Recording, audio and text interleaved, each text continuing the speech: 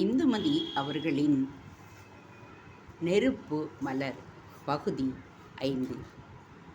யாரை பற்றியும் உண்மை தெரியாமல் கண்டபடி பேசக்கூடாது கீர்த்தி. விஷ்ணு பிரசாத் சொன்னதை வைத்து உன் அம்மாவை நீ குற்றம் சாட்டுவது எனக்கு பிடிக்கவில்லை. அவன் சொன்னது பொய்யாக இருக்கலாம். வேண்டுமென்றே பம்பாயிலும் கல்கத்தாவிலும் அவளுக்கு யார் யாரையோ இருப்பதாக சொல்லி உன்னை அடைய பார்த்திருக்கலாம். அப்படி உன் அம்மாவுக்கு ஊருக்கு ஒருவராக இருக்கிற பட்சத்தில் சென்னையிலும் இருக்க வேண்டுமே. அப்படியானால் பழகினவர்கள் தனித்திருக்க முடியாதே.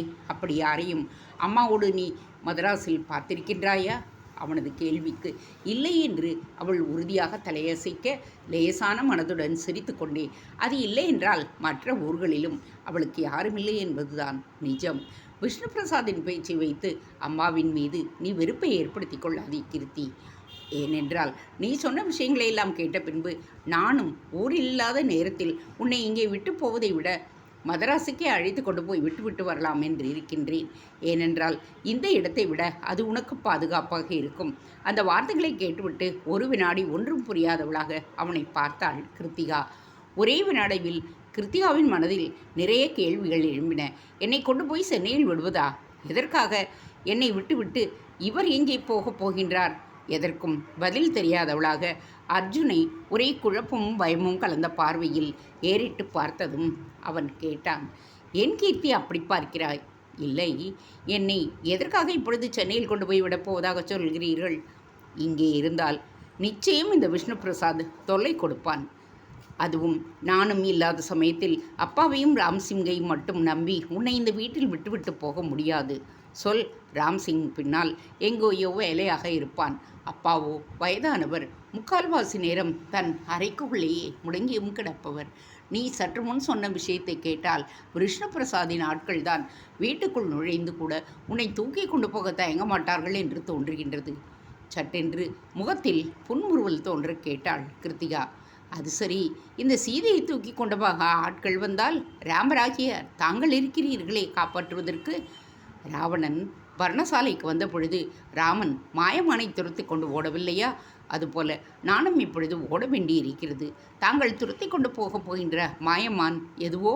நான் துரத்தி கொண்டு போகப் போவது மாயமான் இல்லை கிருத்திகா.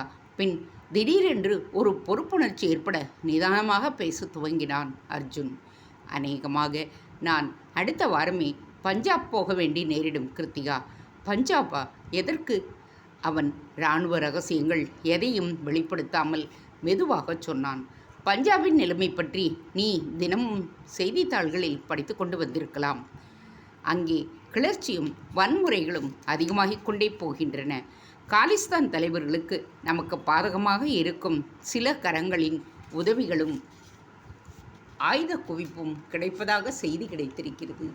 இனிமேலும் அங்கு வன்முறை சம்பவங்கள் நடக்காமல் அநேகமாக இராணுவ நடவடிக்கை எடுக்கப்படலாம். அது நாளைதான் முடிவு செய்யப்படும். பிரதமரின் உத்தரவு கிடைத்த உடனேயே நாங்கள் செயலில் இறங்க வேண்டும். எந்த நிமிடமும் புறப்பட தயாராக இருக்க வேண்டிய நிலையில் நான் இருக்கின்றேன். அப்படி இருக்கின்ற பொழுது உன்னை இந்த சந்தர்ப்பத்தில் தனியாக இங்கே விட்டுவிட்டு போக எப்படி முடியும்? சொல் கிருத்திகா. மனசு இங்கேயும் உடல் அங்கேயுமாக செயல்பட முடியுமா? நீ பாதுகாப்பாக சௌகரியமாக ஒரு இடத்தில் இருக்கிறாய் என்கின்ற நிம்மதியுடன் போனால் என்னால் கடமையையும் ஒழுங்காக செய்ய முடியும் இல்லையா? என்னவோ யுத்தத்திற்கு போகிற மாதிரி பேசுகிறீர்களே அர்ஜுன். போனால் 2-3 நாட்களில் திரும்பி வந்து விட மாட்டீர்களா? சொல்ல முடியாது கீர்த்தி. எத்தனை நாளாகும் என்பதை இங்கிருந்து கணிக்க இயலாது. தேச ஒற்றுமைக்கு ஒரு பங்கம் ஏற்படுகிற பொழுது உயிரை கொடுத்தாவது காப்பாற்ற வேண்டியது ஒவ்வொரு இந்தியனுடைய கடமையாயிற்றே. எல்லா இந்தியர்களுக்கும் இந்த கடமை இருக்கிறதே இல்லையோ? நிச்சயம் இராணுவத்தில் பரிபுரிகின்ற எங்களைப் போன்றோருக்கு உண்டு. அப்பாவிற்கோ தாத்தாவிற்கோ கிடைத்த பாக்கியம் எனக்கு இல்லை. யுத்தத்தில் கலந்து கொள்கின்ற சந்தர்ப்பம் இல்லை. இது வெறும் கலகக்காரர்களை அடக்கி கிளர்ச்சியை ஒடுக்குகின்ற சந்தர்ப்பம்தான். சின்ன விஷயம்தான். பெரிதாக யுத்தம் எதையும் எதிர்பார்ப்பதற்கில்லை. ஆனாலும் இராணுவத்தினரான நாங்கள் எதையும் அலட்சியமாக கருதிவிட முடியாது. தாக்குதலுக்கு இல்லாவிட்டாலும் தற்காப்பிற்காகவது நாங்கள் தயாராகத்தான் இருப்போம். உங்களின் உயிருக்கு எந்த விதமான ஆபத்தும் ஏற்பட்டு விடாதே அர்ஜுன். சீச்சி, மென்மையாக சிரித்தான் அர்ஜுன். அவளின் குழந்தைத்தனமான கேள்வியில் நெகிழ்ந்து போய் முன்னெற்றியில் முத்தமிட்டு தோளில் கை போட்டு அணைத்தபடியே பேசினான். என் உயிர்தான் உன்னிடம் இருக்கிறதே கீர்த்தி, அதற்கு எப்படி ஆபத்து ஏற்படும் சொல்? ஆபத்து வர வேண்டுமானால் வெறும் இந்த உடலுக்குத்தானே வர வேண்டும், வந்துவிட்டு போகட்டுமே. சட்டென்று அவன் வாயை பொத்தினாள் கிருத்திகா. உயிர் யாரிடம் இருக்கிறதோ அவர்களுக்குத்தான் உடம்பும் சொந்தம். அதனால் அந்த உடம்பும் அப்படியே ஒரு கீறல் கூட விழாமல் பத்திரமாக என்னிடம் வந்து சேர்ந்தாக வேண்டும். கலகலவென்று சிரித்தான் அர்ஜுன். போருக்கு போகின்ற கணவனை மனைவி வழி அனுப்பி வைக்கிற மாதிரி பேசுகிறாயே கிருத்திகா. அதை கேட்டு உணர்ச்சி வயப்பட்டாள் கிருத்திகா. அர்ஜுன், இது போரோ இல்லையோ, என்னை பொறுத்தவரை நான் உங்கள் மனைவி, நீங்கள்தான் என் கணவர். இப்படி சொல்லி கொண்டிருந்தால் போதுமா? ஒரு கணவனுக்கான முழு உரிமையை நான் இன்னும் எடுத்துக்கொள்ளவில்லை. மனைவியின் முழு சலுகையையும் நீ இன்னும் தரவில்லையே. குறும்புத்தனமாக நமட்டுக்கு சிரிப்பாக சிரித்து கொண்டே அவன் கேட்டதும் தலையை கவிழ்ந்து கொண்டு பதில் சொன்னாள் அவள். நீங்கள் இன்னும் முழுதாய் என்னை மனைவி ஸ்தானத்தில் வைக்கவில்லையே என்றவள் வினாடி நேர யோசனைக்கு பின் சொன்னாள். அர்ஜுன், என்னை சென்னைக்கு கொண்டு போய் விட்டுவிடும் முன் நான் சாதாரணமான கிருத்திகாவாக போக விரும்பவில்லை. நிச்சயமாக உங்கள் மனைவி கிருத்திவாகத்தான் போக விரும்புகின்றேன். நீங்களும் பஞ்சாப் எல்லையை என் கணவனாக மிதிக்கின்றீர்களே தவிர வெறும் அர்ஜுனாக இல்லை. ஸோ நாளையே நம்முடைய திருமணத்திற்கு ஏற்பாடு பண்ணுங்கள். என்ன கிருத்திகா இது, திடீரென்று இப்படி கல்யாணத்திற்கு எப்படி ஏற்பாடு பண்ண முடியும்? அரண்டு போய் அர்ஜுன் கேட்க புன்சிரிப்பாக சிரித்து கொண்டே நிமிர்ந்தாள் அவள். கல்யாணம் என்பது என்ன அர்ஜுன்? ஆடம்பரமும் ஆர்ப்பாட்டமும் எதற்கு? நான் தான் உங்களுக்கு சொந்தமானவள்.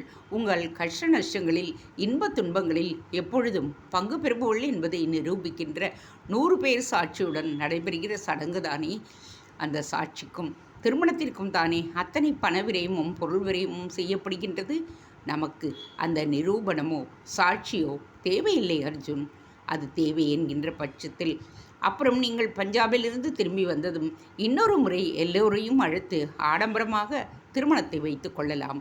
இப்பொழுது நம் வீடு வரை அப்பா ராம்சிங், கிஷன் இவர்களை முன்வைத்து நடத்தி கொள்ளலாம். அப்பாவிடம் சொல்லுங்கள் அர்ஜுன், இதற்கு அவரை சம்மதிக்கச் சொல்லுங்கள். என்ன? அவள் தலையை வருடி மென்மையாய் சிரித்த அவன், அப்பா இதற்கு ஒருபோதும் மறுப்பு தெரிவிக்கப் போவதில்லை கிருத்திகா.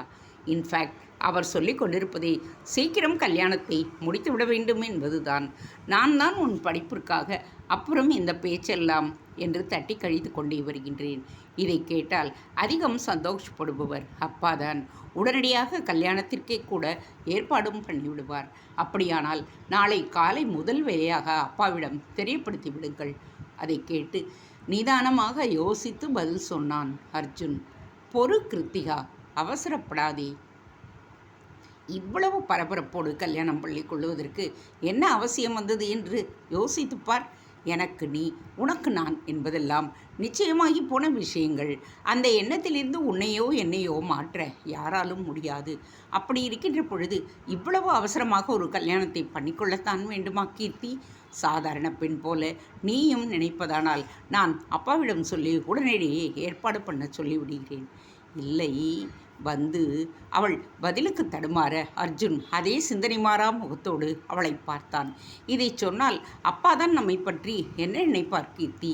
இராணுவ அதிகாரியாக இருந்து ஓய்வு பெற்றவர் அவர். எதிலும் ஒழுங்கையும் கட்டுப்பாட்டையும் தேடுபவர், விவேகமும் நிதானமும் தவறாதவர். அப்படிப்பட்டவரிடம் எங்களுக்கு இப்பொழுதே இந்த நிமிடமே கல்யாணம் பண்ணி வைத்து விடுங்களப்பா என்றால் நம் மீது என்ன அபிப்பிராயம் ஏற்படும் என்பதை யோசித்து பார் கீர்த்தி. நான் தான் ஏதோ இந்த நாட்களை இத்தனை நாட்கள் தட்டி கழிப்பதாக நீ நினைத்து விடக்கூடாது. எனக்கு இதில் விருப்பமில்லை என்கின்ற முடிவிற்கும் வந்துவிடக்கூடாது. கொஞ்சம் நிதானமாகவும் பொறுமையாகவும் சிந்தித்து விவேகமாக செயல்பட வேண்டும், இல்லையா? அவளது பேச்சு அவளை யோசிக்க வைத்தது. ஒரு நிமிடம் மௌனமாக இருந்துவிட்டு நிமிர்ந்து அவனை பார்த்த பொழுது அந்த முகத்தில் லேசாய் தன் பேச்சிற்கு வெட்கப்படுவது தெரிந்தது. சாரி அர்ஜுன், நான் வெறும் உணர்ச்சி வேகத்தில் எதையோ சொல்லிவிட்டேன். அறிவுபூர்வமாக யோசிக்காமல் எதையோ பேசிவிட்டேன். நீங்கள் சொல்வது போல் கல்யாணம் என்கின்ற சடங்கை இப்பொழுது இவ்வளவு அவசரமாக வைத்துக்கொள்ள வேண்டிய தேவை இல்லைதான். நான் குழந்தை மாதிரி எதையோ பேசிவிட்டேன். அப்பாவிடம் போனால் அவர் என்ன நினைத்து கொள்ளுவார் என்று யோசிக்க தவறிவிட்டேன். அவருக்கு நீங்கள் ஒரே பிள்ளை. உங்கள் கல்யாணத்தை பெரிதாக நடத்த நினைத்து கொண்டிருப்பார். அவர் அப்படி ஆசைப்படுவதில் தவறேதும் இல்லை. இதையெல்லாம் உணராமல் நான் பேசியது தப்புதான். நோ நோ என்று அவளை சமாதானப்படுத்தும் குரலில் ஆரம்பித்தான் அவன். இதில் தப்பொன்றுமில்லை கீர்த்தி. நீ இப்படியெல்லாம் அவசரப்படுகிறவள் இல்லை. வெறும் உணர்ச்சி குவியலாக சிந்திக்கிறவளும் இல்லை. உன்னிடமிருந்து இப்படி ஒரு வார்த்தை வர வேண்டுமானால் என் பிரிவு, அதாவது நான் பிரியப்போதாக சொன்ன ஒரு வார்த்தை உன்னை எப்படி பாதித்திருக்கிறது என்பதை என்னால் புரிந்து கொள்ள முடிகின்றது. அதனால் உன் எண்ணத்தையோ ஆசையையோ முழுதாக புறக்கணிக்கவில்லை நான். அதை தப்பு என்றும் சொல்லவில்லை. உன் எண்ணம் குழந்தைத்தனமானது இல்லை கீர்த்தி. நீ சொன்ன ஒவ்வொரு சொல்லும் என் மீது உனக்கிருக்கும் அன்பை வெளிப்படுத்துகின்றதே தவிர வேறெதுவும் இல்லை. அந்த அன்பின் தீவிரம் என்னை அழுத்தமாக கட்டி போடுகிறது. அதனால் நானும் ஒரு முடிவிற்கு வந்திருக்கிறேன். நீ சொன்னதை அப்பாவிடமோ ராம்சிங்கிடமோ தெரிவிக்காமல் நாமே ஒரு ஏற்பாடு செய்து கொள்ளலாமே என்று நினைக்கின்றேன். என்ன ஏற்பாடு? சொல்கிறேன். சொல்வதென்ன? நாளை காலையில் சொல்லாமல் தெரிந்து கொண்டு விடுவாய். பார், இப்பொழுது மணி 1 ஆகப் போகிறது. கீர்த்தி, ரொம்பவும் நேரமாகிவிட்டது. முழு பாரத்தையும் என்னிடம் கொட்டிவிட்டதாயல்லவா? அதனால் நிம்மதியாக போய் படுத்து தூங்கு கீர்த்தி. காலையில் எழுந்து மற்ற விஷயங்களை கவனிக்கலாம். அவளை தன் கட்டிலில் படுக்க வைத்து போர்த்தி விட்டுவிட்டு சின்ன குழந்தையை தட்டுகின்ற மாதிரி கன்னத்தில் தட்டி குட் நைட் சொல்லி அரை வாசலில் மெத்தையை விரித்து போட்டு படித்து கொண்ட பொழுது அரை கடிகாரம் ஜப்பானிய இனிமையில் 1 அடித்து முடித்தது. மறுநாள் காலை சீக்கிரமாக எழுந்து விட்டான் அர்ஜுன். எழுந்ததும் திடமான ஒரு முடிவுக்கு வந்தவனாக செயல்பட்டான். குளித்து உடைமாற்றி கிருத்தியாவின் அறைக்கு வந்தான். அவள் உடம்பை குறுக்கி உருக்களித்து சின்ன குழந்தையாக தூங்கிக் கொண்டிருந்தாள். நேற்றைய அலைச்சலும் மனச்சங்கடமும் பயமும் அவளை நிரம்ப பாதித்திருப்பதை புரிந்து கொண்டான் அர்ஜுன். இந்த சந்தர்ப்பத்தில் துணையாக பக்கத்தில் இருந்து அவளை திடப்படுத்த இயலாமல் தான் எங்கேயோ பஞ்சாப் எல்லைக்கு போய்விடப் போவது வருத்தத்தை அளித்தது. ஆனாலும் வேறு வழி இல்லை. இந்த பிரிவை தவிர்க்க முடியாது. இதை ஏற்றுக்கொண்டுதான் ஆக வேண்டும். இது யுத்தமில்லை, உள்நாட்டு கலகம்தான். கலகக்காரர்களை அடக்குகின்ற வேலைதான். ஆனாலும் திரும்பி வர எத்தனை நாட்கள் ஆகும் என்று சொல்ல முடியாது. திரும்பி இவளை எப்பொழுது பார்க்க இயலும் என்பதும் தெரியாது. நெஞ்சில், நினைவில், ஆத்மாவில் இவள் 2 கலந்து போனாலும் பார்க்க வேண்டும் என்று தோன்றுகின்ற பொழுது எடுத்து பார்க்க ஒரு புகைப்பட வேண்டும் என்று இவளுடன் புகைப்படம் எடுத்துக்கொள்ள வேண்டும்.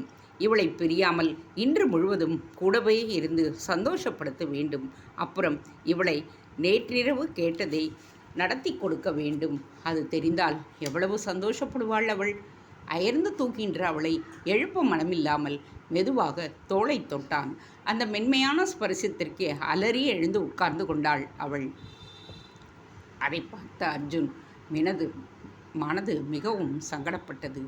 அவள் பக்கத்தில் கட்டிலேயே உட்கார்ந்து இதமாக அணைத்து தலையை வருடியபடியே கேட்டான். என்ன கிருத்திகா, இப்படி அலறி அடித்துக்கொண்டே எழுந்திருக்கிறாய்? என்ன பயம் அப்படி? ஒன்றுமில்லை என்று தலையசைத்து புன்னகை செய்ய முயன்றாள் கிருத்திகா. என் கிருத்திகாவா இப்படி பயப்படுவது? எதுவானாலும் மனதை தளரவிடக்கூடாது. திடமாக, தைரியமாக எதிர்த்து நிற்க வேண்டும். நீ அப்படி நிற்பதைத்தான் நான் எதிர்பார்க்கிறேன். இந்த மாதிரி கோழையாக தூக்கத்தில் அலறி அடித்து எழுந்து உட்காருவதே அல்ல. தலையை குனிந்து தன் பயத்திற்கு சற்றே வெட்கப்பட்டவளாக சரி என்று மெனிதாக முணுமுணுத்து அவன் முகத்தை நிமிர்த்தினான் அர்ஜுன்.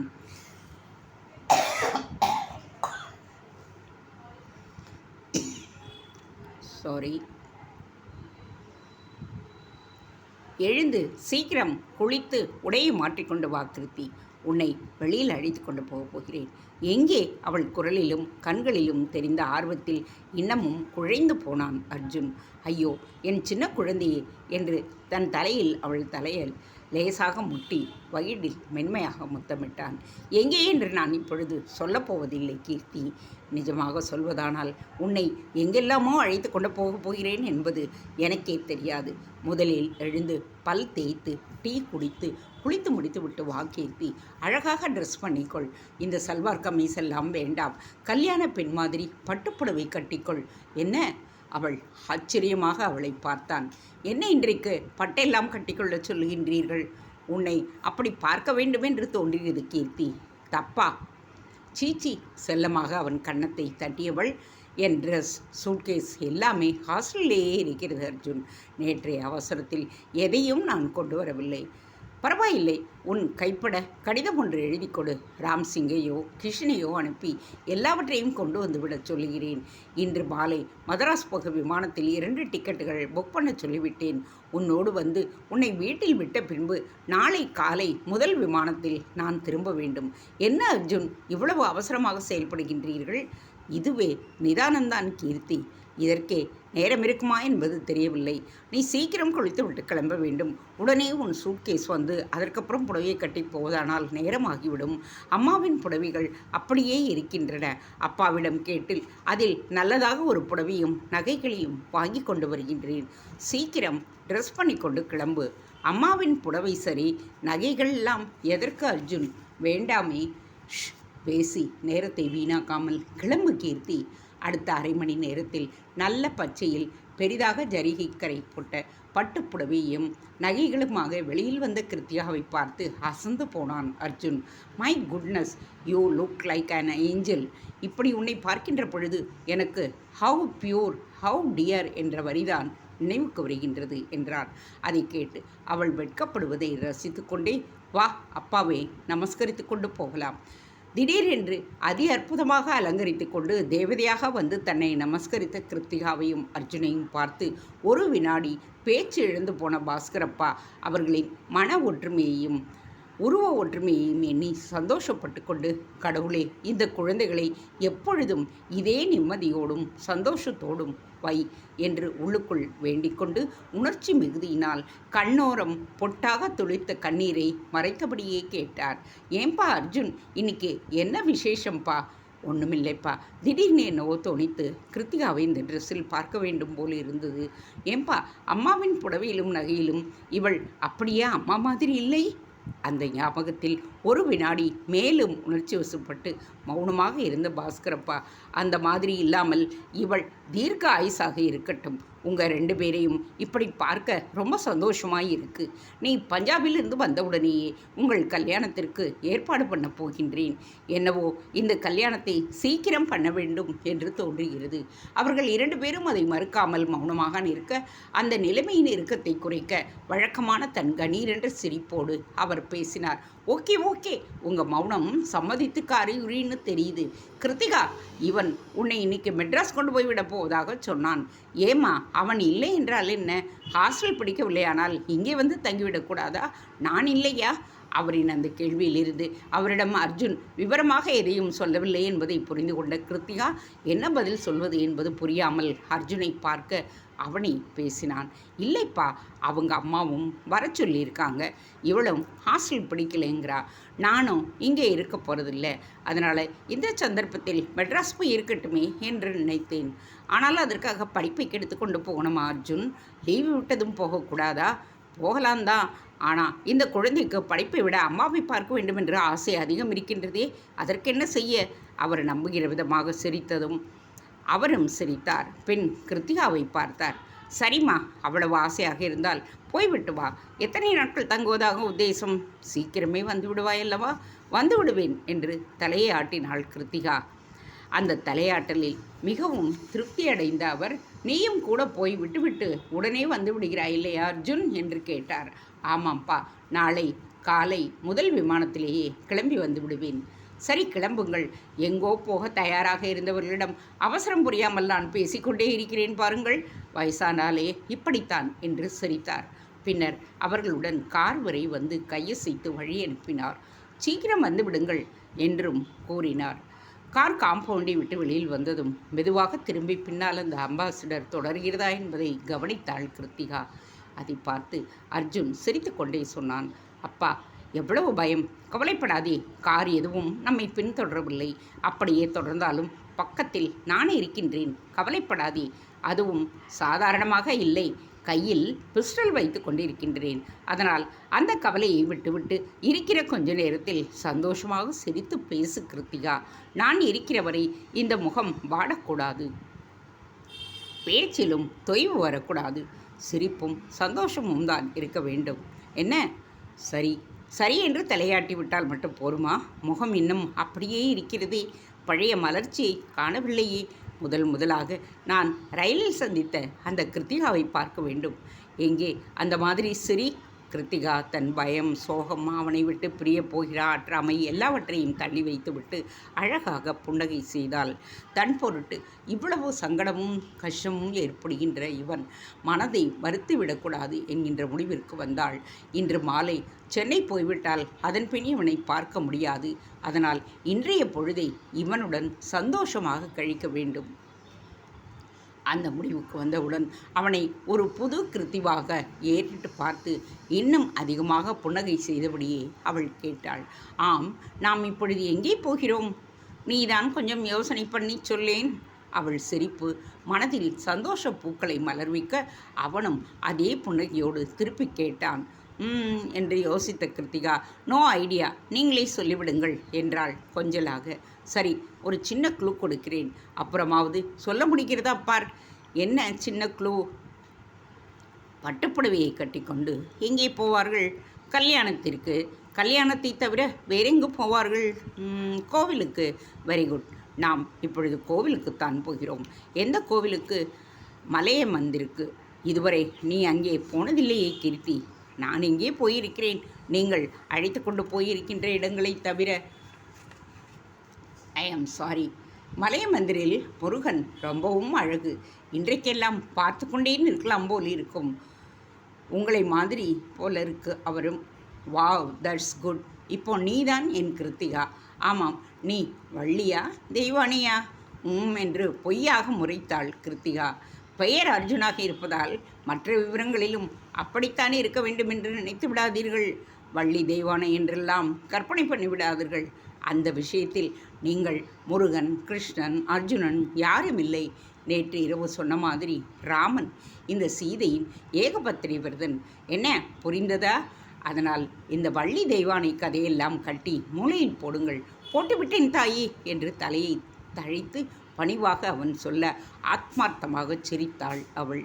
ஆமாம், இப்பொழுது எதற்காக மலை மந்திர் போகிறோம் என்று நீ கேட்கவில்லையே. வேறு எதற்காக போவார்கள்? சாமி தரிசனம் பண்ணத்தான்.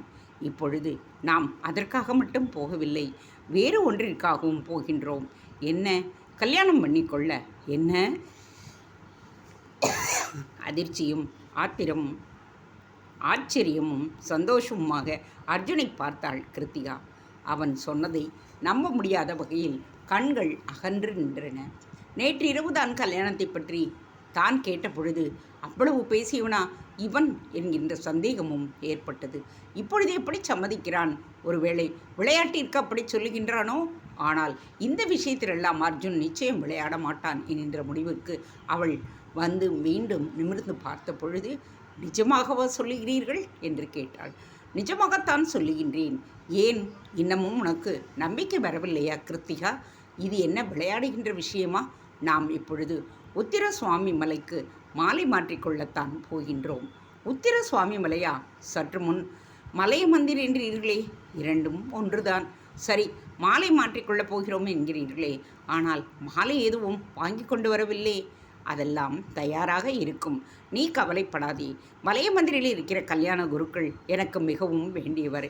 எனக்கு மட்டுமில்லை கீர்த்தி, டெல்லியில் இருக்கிற நிறைய பேர்களுக்கு அவர் வேண்டியவர், நல்லவர். காலையிலேயே அவருக்கு டெலிஃபோனில் விஷயத்தை தெரிவித்தாகிவிட்டது. என்னவென்று சொன்னீர்கள்? 2 மாலைகள் வாங்கி வைத்து அர்ச்சனை பண்ண வேண்டும் என்று சொன்னேன். அவ்வளவுதானா? மாலை மாற்றிக்கொள்வதோடு சரியா? நாம் சீர்திருத்த கல்யாணம் செய்து கொள்ளப் போகின்றோமா? அவசரப்படாமல் பொறுத்திருந்து பாரேன் கிருத்திகா. அதன் பின் அவள் மலைய மந்திர் வருகின்ற வரை மௌனமாகவே இருந்தாள். திருநீர்மலை மாதிரி சிறிய குன்றின் மீது அந்த கோவில் இருந்தது.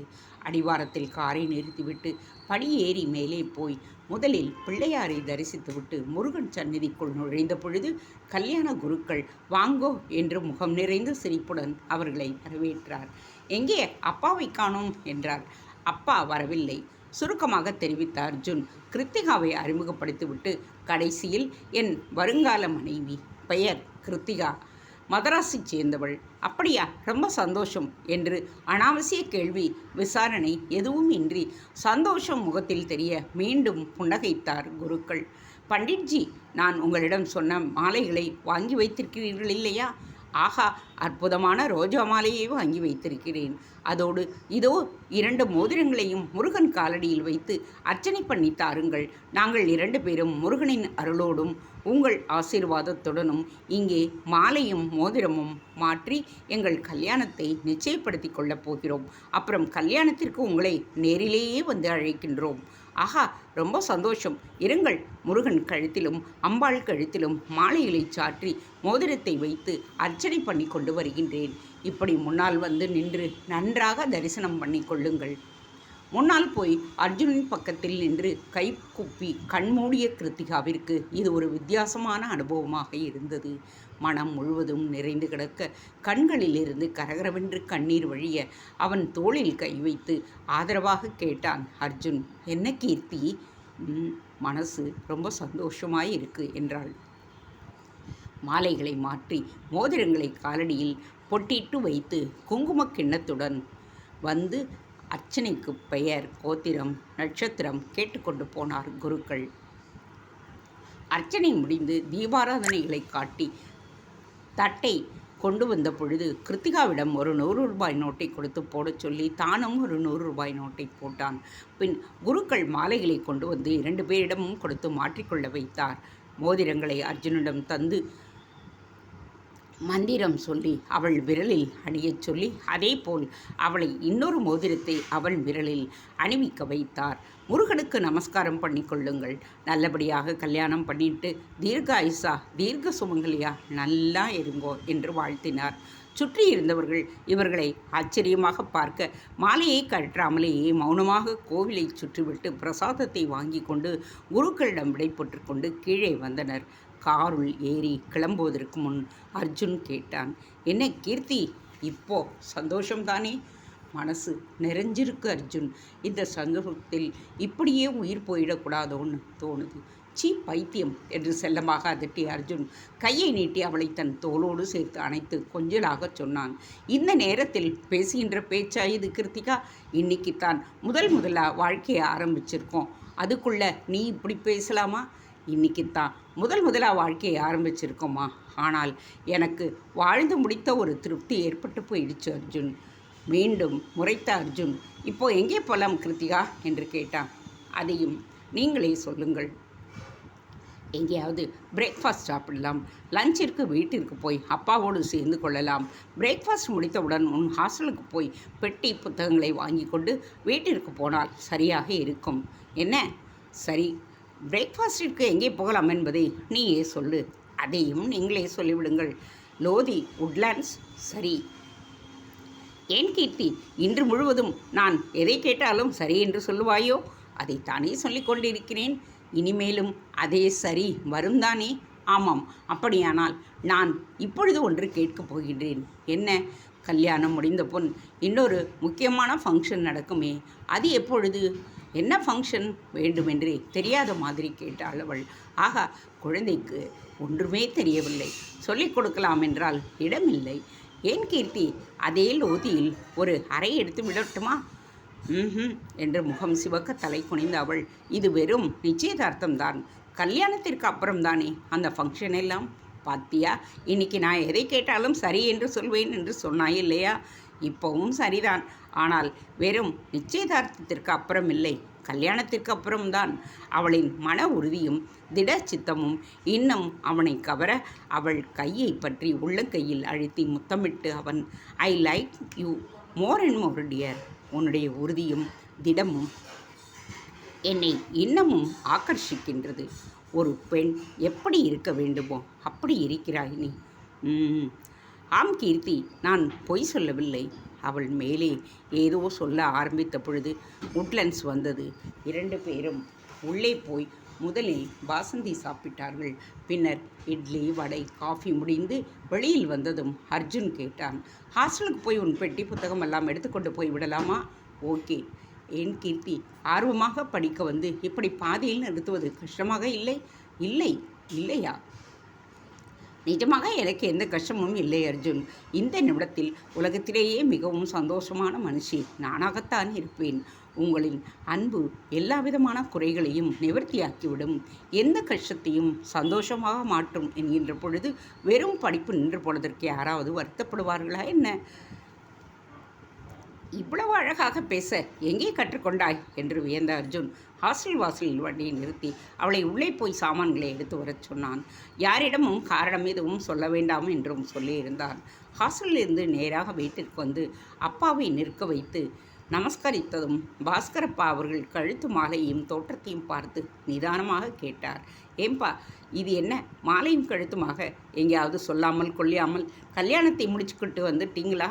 அப்படி செய்வோன்னு நீங்கள் நினைக்கலாமாப்பா? மாலை மந்திருக்கு போயிருந்தோம். கல்யாண குருக்கள் மாலை கொடுத்து மாற்றிக்க சொன்னார். அவர் பேச்சை தட்ட முடியவில்லை. மாற்றிக்கொண்டோம். கிருத்திகா, இந்த மோதிரத்தை எனக்கு ப்ரெசன்ட் பண்ண வேண்டியதாயிடுத்துப்பா.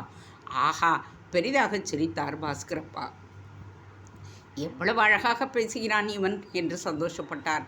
தன் மனதையும் புண்படுத்தாமல் நடந்ததையும் மறைக்காமல் சாதுரியமாக சொன்ன விதத்தில் உதட்டில் புன்சிரிப்பு மறையாமல் அப்படியே நிலைக்க ராம்சிங் என்று கூப்பிட்டார். இவங்க கோவிலில் மாலை மாற்றிக்கிட்டு வந்திருக்காங்க.